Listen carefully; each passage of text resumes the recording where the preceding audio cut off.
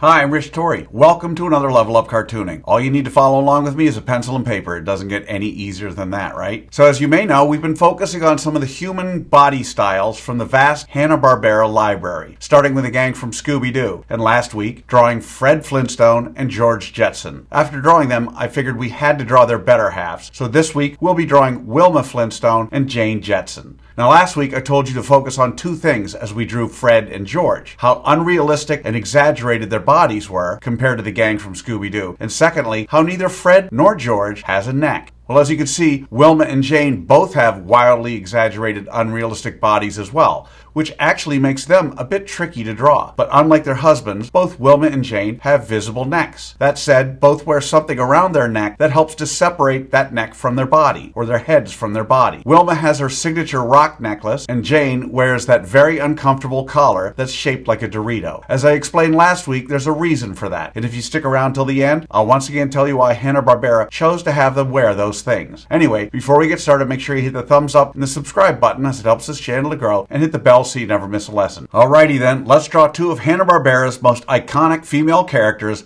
Wilma Flintstone and Jane Jetson.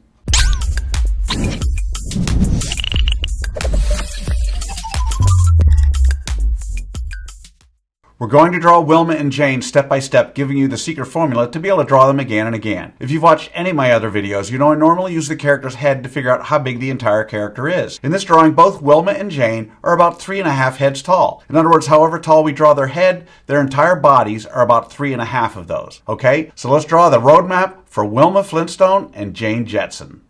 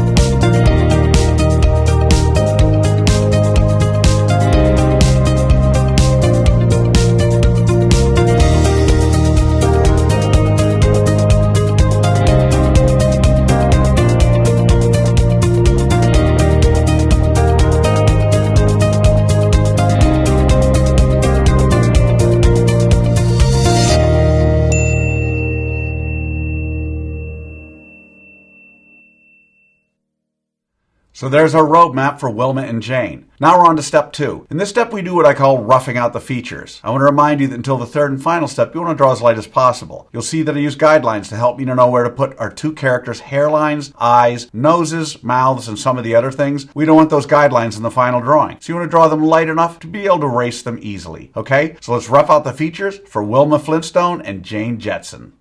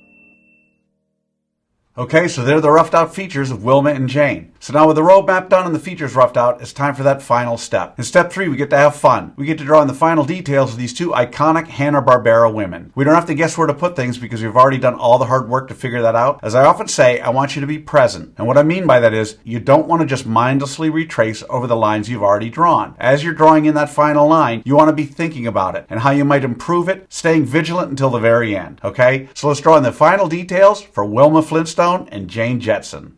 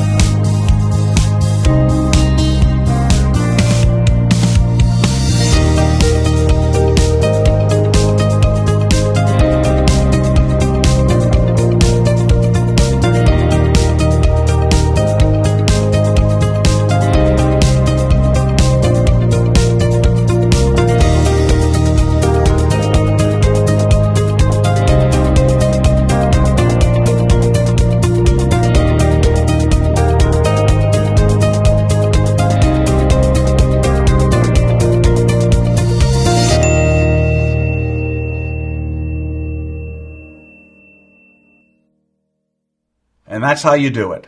There you have it, two of Hanna-Barbera's most memorable female characters, Wilma Flintstone and Jane Jetson. So how do you think you did? Understand, if you've never drawn either Wilma or Jane before, then you cannot expect to have drawn them perfect. And as I pointed out at the beginning, their exaggerated bodies end up making them a little tricky to master. You'll notice I don't spend time coloring our characters during this video because I want my lesson to focus solely on that drawing process. Now you have the secret formula, the process for drawing Wilma Flintstone and Jane Jetson. And with that, you can draw them again and again. And by all means, color them when you're done. I promise each time you draw them, it'll be a little better and a little easier. I also promise the more you work with me, the better you're going to get at all of your cartoon characters. So I'd love to see your drawings of Wilma and Jane. If you can, take a picture and post it on either Facebook or Instagram, and don't forget to include the hashtag #LevelUpCartooning. Okay, so as promised, here's the reason Wilma wears that clunky rock necklace and Jane wears that huge triangle collar. As with many other Hanna-Barbera characters that wore collars or ties, it was a way of separating the head and the body of the character. This allowed the animators to animate the heads separately, avoiding having to redraw the body for each frame. Animators would then match the head with a pre-drawn body pose from an archive of dozens of body poses to get the desired expression, which saved time and money, which was very important in those early days of TV animation. So now you know. Anyway, I hope you had as much fun as I did with this. Remember to subscribe, and thanks for joining me. Until next time, keep drawing, my friends.